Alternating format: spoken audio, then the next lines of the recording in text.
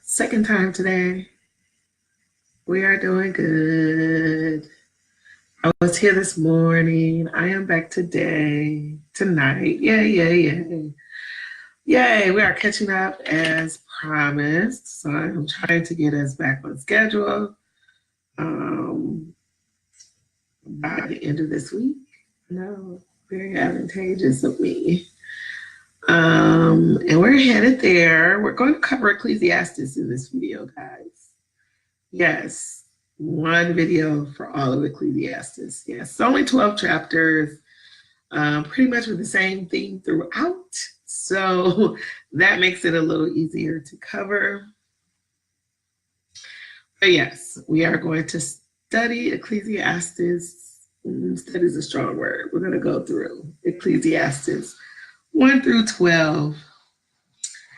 So I'll give it about a minute and a half more to see if anyone joins me. I didn't expect anybody to join me this morning. I was out here finishing up Proverbs, and people actually joined me. So that was good.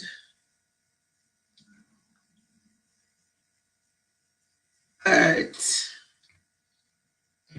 yeah, we are now going to Ecclesiastes.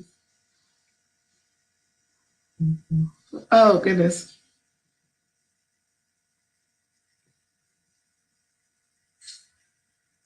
It's been a long day. It's only 8 o'clock, but it feels so much later to me. Just a lot of different things going on today. The catching up is making me feel better. I just hate it when things are over my head, just hanging around over my head. That's kind of hard. So I am happy to be catching up. Yes, I am.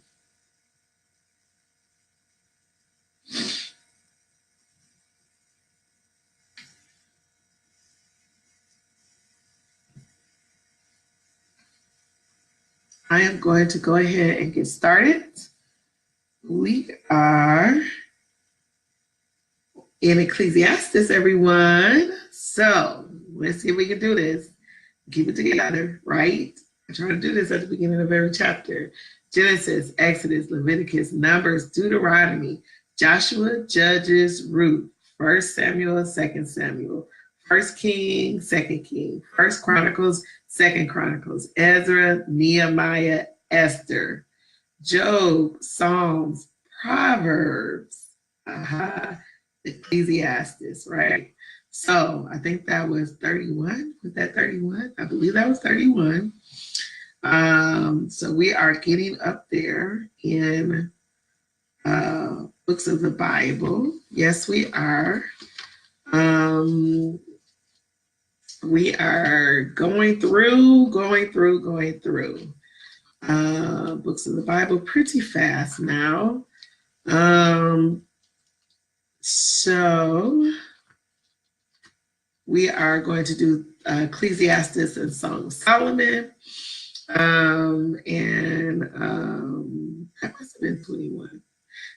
Guys, I will figure this out. I keep counting wrong, but we're going to come back to it and be okay, I promise. But we are going to finish up Ecclesiastes and Song of Solomon between today and tomorrow. Probably today, but maybe between today and tomorrow.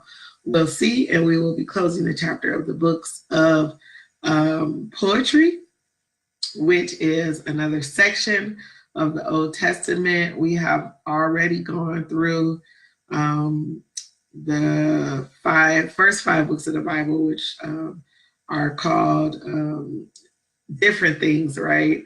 But for the most part, we know that those 5 books were written by Moses, sometimes called the Pentateuch for first 5 books of the Bible.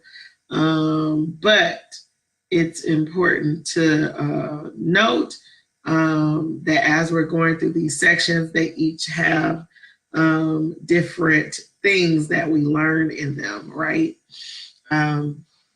So in this book of poetry, we've been learning about the writing style, right? not only what is said, but the beautiful writing style of poetry that was done from Job, Psalms, Proverbs, Ecclesiastes, and we will learn Song of Solomon. In this, we go back to sort of not so much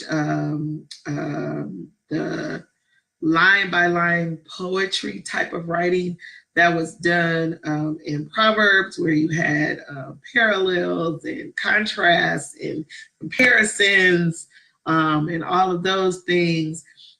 This is just beautifully written. There are some Proverbs like things written in there, but it is the style of writing that makes it poetry and how it ended up in this section of writing.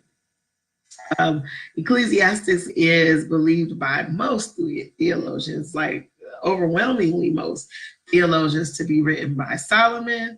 It is believed to be written by Solomon in his later life as he reflects back over his entire life, which makes sense when you read it. It is a unique book in the Bible in that how it is written is in a literary style that was popular in that day. And it's the only book in the Bible that is written in that literary style. And it's sort of apologetics. And apologetics is sort of when you defend a stance that you have by offering the other side back and forth, right? So it's kind of written like that. But if this is very important to note that when you read Ecclesiastes, you must read the book all the way to the end. Ecclesiastes is definitely not one of those books where you pick up and you read a portion of it and sort of build a theology on that portion of it. Because the most of the book is like about how life is useless and meaningless and everybody gonna die anyway, and what's the use? And literally, these are some of the things that Solomon says. It doesn't matter if you're rich or if you're poor, we all gonna die. I mean, it's a pessimistic book. It's not very optimistic at all when you read it, until you get all the way to the very end. In the last chapter, he basically makes a premise that sort of wipes away all of what he has called meaningless before it. But you got to make it to that last chapter, right? So it is not, I'm kind of glad we're covering it today because it is not something that you want to build a theology on or that you want to ascribe to. You don't want to say, see, Solomon thought like that too, right? Because you need to understand, first of all, that Solomon is writing from a point of view that is hindered compared to the point of view that we have. Solomon is writing during a time that is before Christ. So he doesn't know the grace. He's not in the land or season of grace. He doesn't know the mercy of God as it comes through Jesus Christ or the salvation that comes through Jesus Christ. So in his mind, when people die, they just go, right? And so you have to remember, part of his pessimism is not knowing what happens in that eternity, whereas we are given that in the New Testament, what happens in our eternity, and that we spend it with Christ. And so that's part of it. So just remember that as we're reading along, and some of the things that we read, that this is not for you to build theology on. This is not for you to justify a way of thinking that you can continue. Let us get all the way in to the 12th chapter and see how this ends, right? So just to give you a picture of what we're saying, we're going to go ahead and get started. The word Ecclesiastes is preacher or teacher. And so basically Solomon is being a teacher in this book, sort of teaching things that he has learned throughout his lifetime. Verse 2 of Ecclesiastes starts off with meaningless, says the teacher, utterly meaningless. Everything is meaningless, right? And then he goes on to say, what do people gain from all their labor at which they toil under the sun? Generations come and generations go, but the earth remains forever. The sun rises and the sun sets, and hurries back to where it rises. The wind blows to the south and turns to the north. Round and round it goes, ever returning on its course. All streams flow into the sea, yet the sea is never full. To the place the streams come from, there they return again. All things are wearisome, more than one can say. The eye never has enough of seeing, nor the ear its fill of hearing. What has been will be again. What has been done will be done again. There is nothing new under the sun. And so, as you can see, just from that small passage of reading, right, he has a pretty dismal look of the outcome of life, right? Basically, he's saying meaningless, everything is meaningless. The sun rises, the sun sets, the lake feels, the oceans, what all of it is meaningless, right? Nothing new under the sun. Everything's the same, right? If you go down to verse 14, he says, I have seen all things that are done under the sun. All of them are meaningless, a chasing after the wind. Then if you go over to verse 18, it's a little bit of hope there, right? He says, for with much wisdom comes much sorrow. The more knowledge, the more grief, right? And so he's talking here about wisdom and how wisdom too is meaningless, which may throw you off. Like, whoa, didn't we just read all these great and grand things from Proverbs about wisdom? And now he's saying wisdom is meaningless? What, right? But basically he's saying with wisdom, the reason why he's saying that is because the more you know about everything, right, the more sorrow it brings you to know these things, right? And if you think about it, the wiser you are, the more foolishness looks. Did that make sense? I think so. I'll say it again. The wiser you are, the more foolishness looks, right? If fools hang together, they don't know they're foolish, right?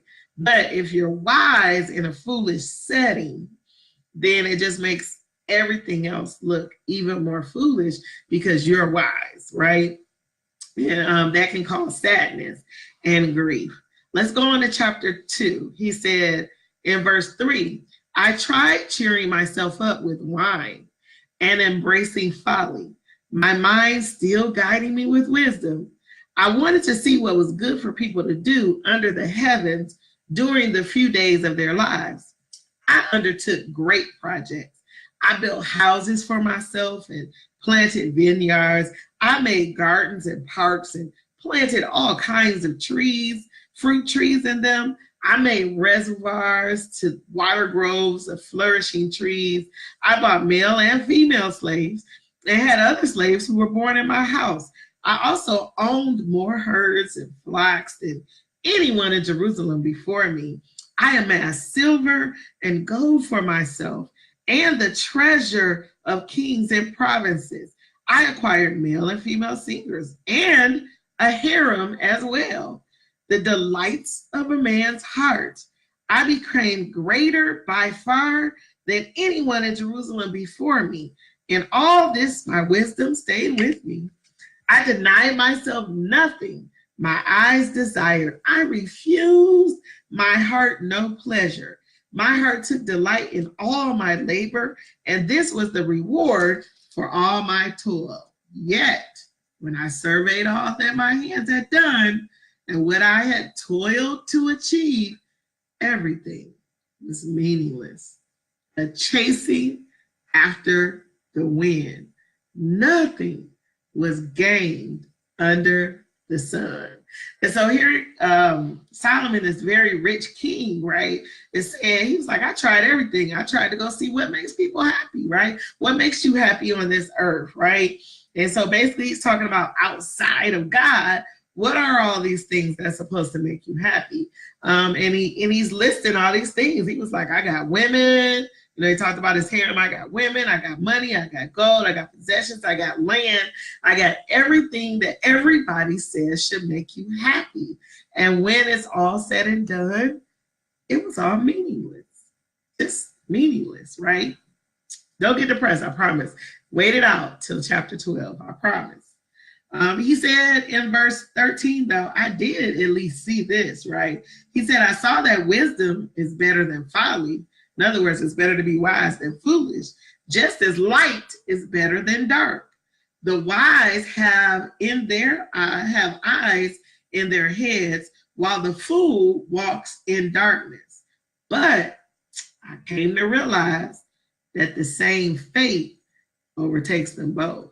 And so even in this good sentence where he was like, I did know that being wise was better than being a fool, because you know more, you see more, you're not walking in darkness.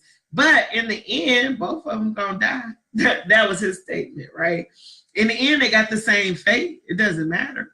Both of them gonna die, whether they're wise or whether they're fool. They both gonna die, right? Remember, he doesn't have an eternal look.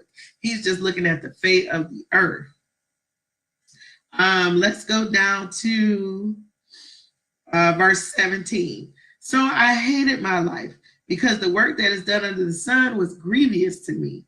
All of it is meaningless, a chasing after the wind. I hated all the things I had toiled for under the sun, because I must leave them to the one who comes after me. And who knows whether that person will be wise or foolish. Yet they will have control over all the fruit of my toil, into which I have poured my effort and skill under the sun. This too is meaningless. In other words, I worked so hard. I've done everything, gathered all this stuff, got everything, amassed all these riches, and then I'm going to leave it. And I don't know if I'm going to leave it to somebody who's wise or foolish, right? So I've worked this hard, and somebody could come along behind me and have it all ripped away. And actually, that's what happens, right? If you remember, Solomon's son Rehoboam comes to be king, and he doesn't listen to the elders. He listens to his friends instead and splits the kingdom in two. And ultimately, he becomes the reason why Israel splits from that time on, right? Let's see. Let's go to verse 24. A person can do nothing better than to eat and drink and find satisfaction in their own toil.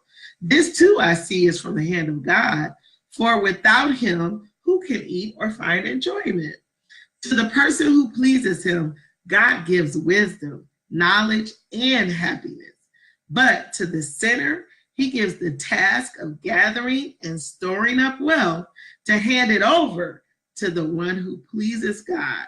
This too is meaningless, a chasing after the wind. So here Solomon is saying, listen, the person who listens to God, they're gonna find enjoyment. They're going to do what God says, and they're going to please him. If you don't listen to God, then everything you work for is eventually going to be given to the person that pleases God, right? But he still calls that meaningless, right? Chapter 3 opens up, and you may have heard pieces of this chapter before. If you've been in a church any amount of time, it talks about how there is a time for everything. Verse 1, there is a time for everything and a season for every activity under the heavens, a time to be born and a time to die, a time to plant and a time to uproot, a time to kill and a time to heal, a time to tear down and a time to build, a time to weep and a time to laugh, a time to mourn and a time to dance, a time to scatter stones and a time to gather them, a time to embrace and a time to refrain from embracing, a time to search and a time to give, a time to keep and a time to throw away, a time to tear and a time to mend, a time to be silent and a time to speak, a time to love and a time to hate, a time for war and a time for peace. All right, so it talks about a time for everything. Very beautifully written, right? Poetic in nature. Verse 15 says, whatever is has already been, and what will be has been before, and God will call the past to account. I'm going to say it again. Whatever is has already been, and what will be has been before, and God will call the past to account. And that again was chapter 3, verse 15. It's interesting because that is proverb sounding, right? So some of the scriptures in here are proverbial and sounding, okay? Let's see, 17. I said to myself, God will bring into judgment both the righteous and the wicked, for there will be a time for every activity, a time to judge every deed. Let's go on to chapter 4. Chapter 4. Let's start at verse 1. Again, I looked and saw all the oppression that was taking place under the sun. I saw the tears of the oppressed, and they have no comforter. Power was on the side of their oppressors, and they have no comforter. And I declared that the dead who had already died are happier than the living who are still alive. But better than both is the one who has never been born, who has not seen the evil that is done under the sun.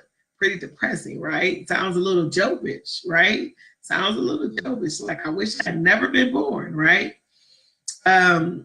He says, and I saw that all toil and all achievement spring from one person's envy of another.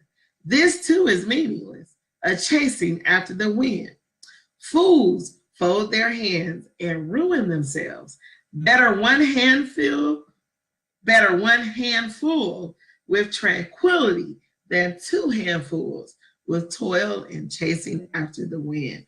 In other words, people spend all their lives chasing so that they got two handfuls of stuff, but everything when you could be satisfied with one handful, right? And have tranquility and peace. All right, let's go on to verse 9. Verse 9, you may recognize some of these scriptures in this passage that I'm about to read. Two are better than one because they have a good return for their labor. If either of them falls down, one can help the other up, but pity anyone who falls and has no one to help them up. Also, if two lie down together, they will keep warm. But how can one keep warm alone? Though one may be overpowered, two can defend themselves. And a cord of 3 strands is not quickly broken. And so here, this passage of scripture is talking about togetherness and how it's important to have someone to be with. And it's not talking about relationship, right? Just even friendship, so that one of you fall, the other one can pick them up, right? And how even as you have 2, 3 is even better, right? Because a 3-stranded cord is not easily broken, all right? Verse 13, better a poor but wise youth than an old but foolish king who no longer knows how to heed a warning. And again, there we go back to sound a little like a proverb, right? In other words, it's better to have somebody young who is put up and into a position than it is to have somebody that's old and has forgotten what it is to be in the position they are in. All right, chapter 5, we talk in the first few verses about the mouth. It says, guard your steps. When you go to the house of God, go near to listen rather than to offer the sacrifice of fools who do not know that they do wrong. So in other words, when you go to the house of God, you should be more ready to listen than you are to speak, right? Do not be quick with your mouth. Verse 2 says, do not be hasty in your heart to utter anything before God. God is in heaven and you are on earth, so let your words be few. A dream comes when there are many cares, and many words mark the speech of a fool. Many words mark the speech of a fool. When you make a vow, and I quote this scripture a lot, when you make a vow to God, do not delay to fulfill it. He has no pleasure in fools. Fulfill your vow.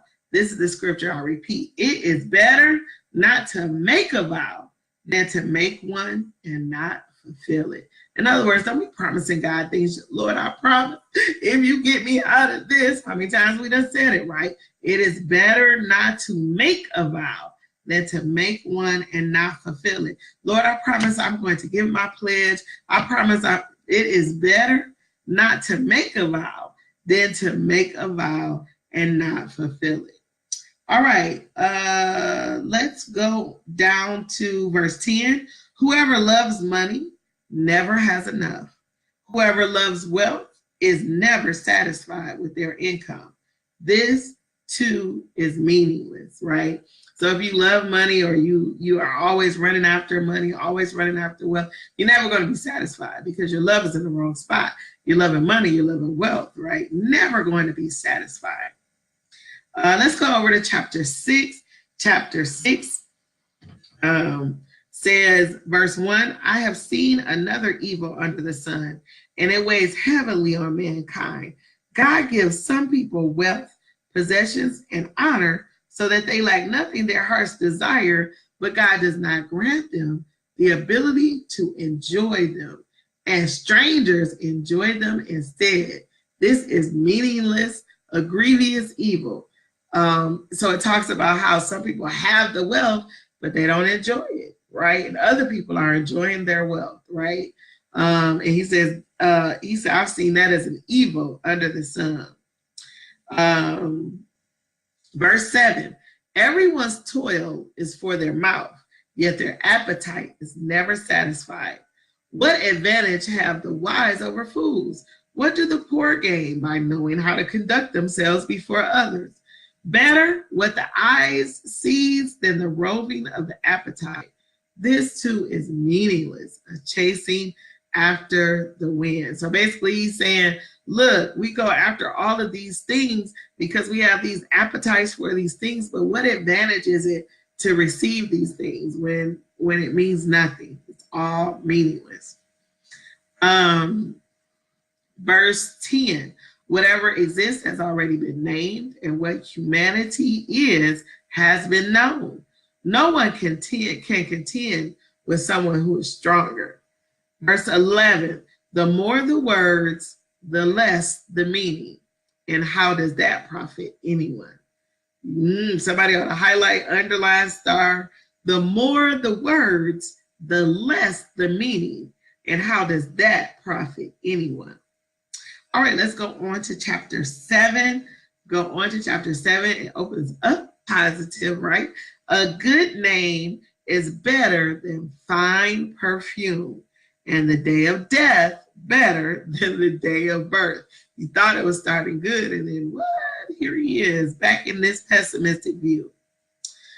Let's skip over to verse 5. It says, it is better to heed the rebuke of a wise person than to listen to the songs of fools.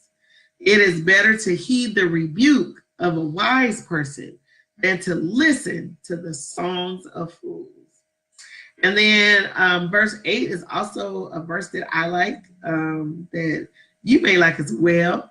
The end of a matter is better than its beginning. That's what I'm telling you about this book right here, right? The end of the matter is better than its beginning, and patience is better than pride. Sometimes you just got to wait the end before you see the better. I think we're trying to see the better in the middle. We're trying to see the better in the beginning, but sometimes it is the end. You got to take it all the way to the end. You ever went through something and then looked at where you ended up after the situation and realized you were in such a better place than you were before you went through, right? The end of the thing was better. Verse 9, do not be quickly provoked in your spirit, for anger resides in the lap of fools. That one is a memory verse, all right? Verse 9 of chapter 7, do not be quickly provoked in your spirit. Don't be quickly provoked in your spirit, for anger resides resides. Anger lives in the lap of fools, right? And so a lot of times you're shown how foolish you are by how you deal or don't deal with your anger. Let's go on. to, let me turn the page here, verse 15. In this meaningless life of mine, I have seen both of these, the righteous perishing in their righteousness and the wicked living long in their wickedness. Do not be over righteous, neither be over wise. Why destroy yourself? Do not be over wicked, and do not be a fool. Why die before your time? It is good to grasp the one and not let go of the other. Whoever fears God will avoid all extremes. Ooh, I got to read that again. I'm going to read it again. Start at verse 16. Do not be over righteous, neither be over wise. Why destroy yourself? Do not be over wicked, and do not be a fool. Why die before your time? It is good to grasp the one and not let go of the other. Whoever fears God will avoid all extremes. High flow. Whoever fears God will avoid all extremes. Now that's a word. I hope that you're getting that in your heart. You're like, over righteous, over wise. What does that mean? You ever met those super sanctimonious people that answer their phone speaking in tongues, right? And everything is spiritual. Every single thing is spiritual. Like absolutely everything. Can't even have a real conversation about something real without them being spiritual in it, right? Don't be over righteous. The Bible says here, don't destroy yourself, right? You destroy yourself when you do that. Where are you in the mix, right? But also, don't be a fool. Don't be over wicked. No, he's saying, and when he says, take one without forgetting the other, he's not telling you to be wicked, right? Basically, he's saying there is a balance to everything. Remember where you are in righteousness, but don't forget the wickedness you came from, right? You need to have a balance in life. You need to avoid all extremes. Let us go to verse 21. Do not pay attention to every word people say, or you may hear your servant cursing you.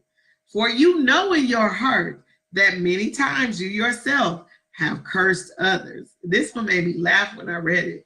Because basically it's saying, don't have itching ears trying to hear what everybody is saying about you, because you're going to hear somebody saying something bad about you. And then why you tripping? Because you know you done said something bad about other people, right?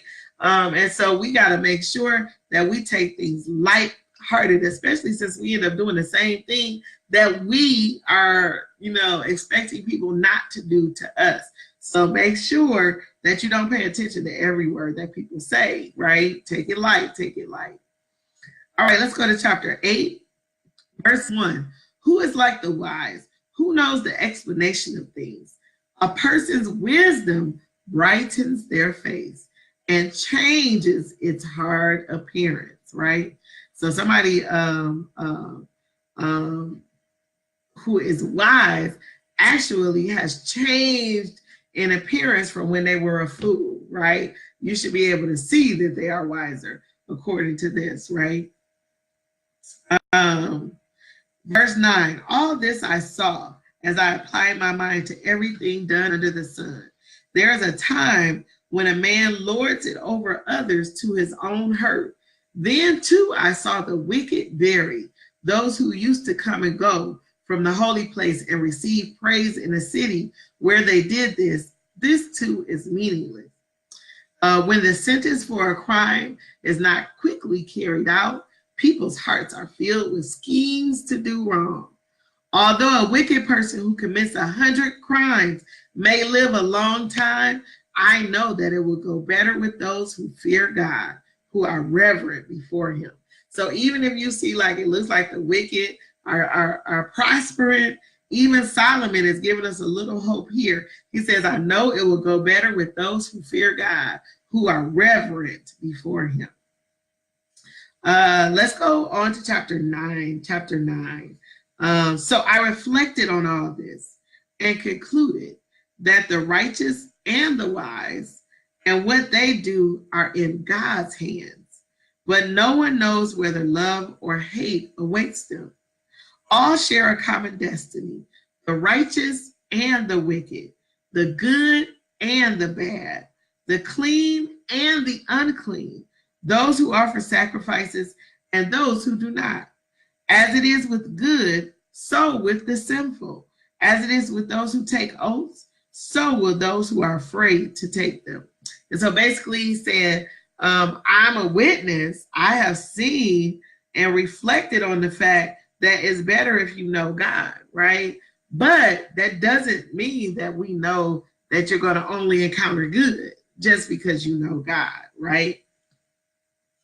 So what does he surmise? Verse 7, go eat your food with gladness and drink your wine with a joyful heart, for God has already approved what you do. Always be clothed in white and always anoint your head with oil.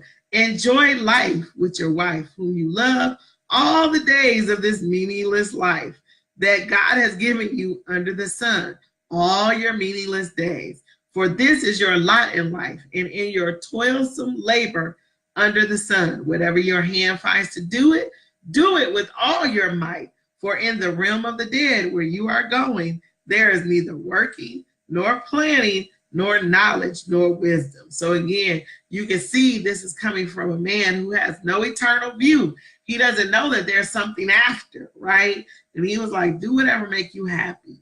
Do whatever make you stay with God. But do whatever makes you happy, right? Because when you get to the land of death, you ain't gonna be able to do nothing anyway. That's kind of what that says. Look at verse 11. It says, I have seen something else under the sun. The race is not to the swift or the battle to the strong, nor does food come to the wise, or wealth to the brilliant, or favor to the learned, but time and chance happen to them all. And basically, again, he's in this dismal view of, you know what? And remember, this is probably Solomon looking from an old man point of view back at all his younger days, right? And remember, in his late life, he ended up with 300 wives and 700 concubines in a bad place with God because he had gone off track and started serving idols instead of serving God only, right? And so he's looking over all of this, saying it's just meaningless, right? It says in verse 12, moreover, no one knows when their hour will come.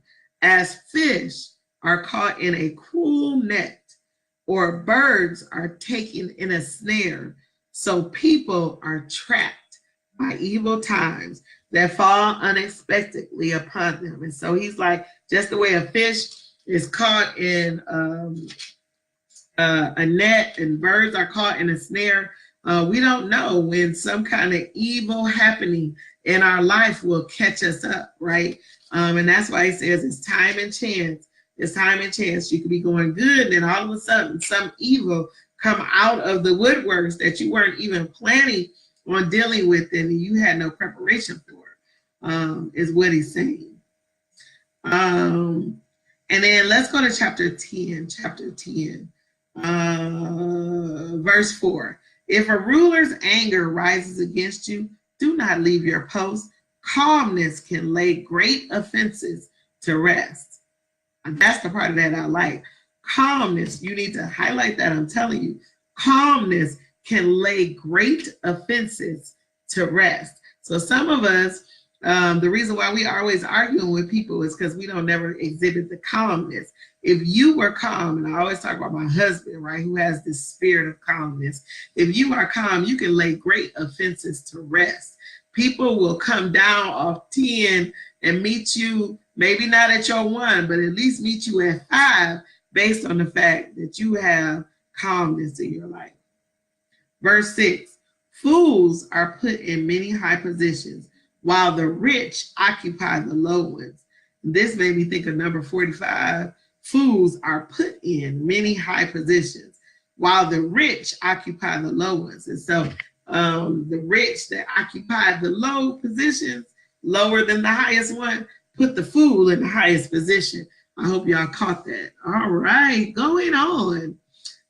Verse 10, if the axe is dull and its edge unsharpened, more strength is needed, but skill will bring success. And so he talks about an axe that is dull. If you're trying to chop down a tree with a dull axe, you're going to have to whack it more times in order for it to come down because it's not sharp. So it's talking about how we need to be skilled if we're going to bring success, right? The sharper you are, the more you don't have to work hard at things. And that's true, right? The sharper you are, the more you don't have to work hard. Verse 12, words from the mouth of the wise are gracious, but fools are consumed by their own lips. I'm going to say it again. Words from the mouth of the wise are gracious, but fools are consumed by their own lips. Let's go down. Verse 19. A feast is made for laughter. Wine makes life merry. And you may have heard this before. And money is the answer for everything. King James says money is the answer to all things, right? Money answereth all things, I think is what it says in King James. This is coming now, things. That's material things, right? Money is the answer to all material things. But remember everything that Solomon has said before this, but it's all meaningless, right? Chapter 11, verse 2 says, invest in 7 ventures. Yes, in 8. You do not know what disaster may come upon the land. So basically, this is where the concept of streams of income, I don't know if you've ever heard of that you need streams of income. This is where that concept comes from. Invest in more than one thing, have money coming from more than one direction. Here it says 7 or 8 directions. You should have money coming from 7 or 8 directions. Let's go down to verse 9. You who are young, be happy while you are young, and let your heart give you joy in the days of your youth. Follow the ways of your heart and whatever your eyes see, but know that for all these things, God will bring you into judgment. So be like, yeah, have fun, do what makes you happy, but keep in mind that you're going to be judged for everything that you do. All right, chapter 12, last chapter. Remember, verse 1 says, your creator in the days of your youth, before the days of trouble come and the years approach you, when you will say, I find no pleasure in them, right? And so Solomon is saying here, remember your creator, remember God in the days of your youth. Get to know God while you're young, if possible, right? So that when the days of trouble come, you won't forget him. And then we're going to turn over to the finality of it all, to the end of this. In verse 13, he says, now all has been heard. Here is the conclusion of the matter. Fear God and keep his commandments, for this is the duty of all mankind. For God will bring every deed into judgment, including every hidden thing, whether it is good or evil. So basically, Solomon went through all of this to talk about the meaningless of all of these things, to bring it right back around to saying, nevertheless, do what God says, right? Do what God says, keep his commandments, fear God, and know that whether you do good or bad, he laid out all these choices. He was like, look, here's everything that you can do. Here's everything that I tried. All of it to me was meaningless. You can do whatever you want. But understand, fearing God and keeping his commandments, that's our duty. That's what we must do, right? And remember that no matter what you choose to do, all of it is going to be judged by God, whether good or evil. Keep that in mind. All right, that was Ecclesiastes. I hope I gave you a great overview. We are going to continue on with Song of Solomon, either later tonight or tomorrow. And then we will move to Isaiah, taking it one day at a time again. We won't be combining days any longer. We will be taking it one day at a time.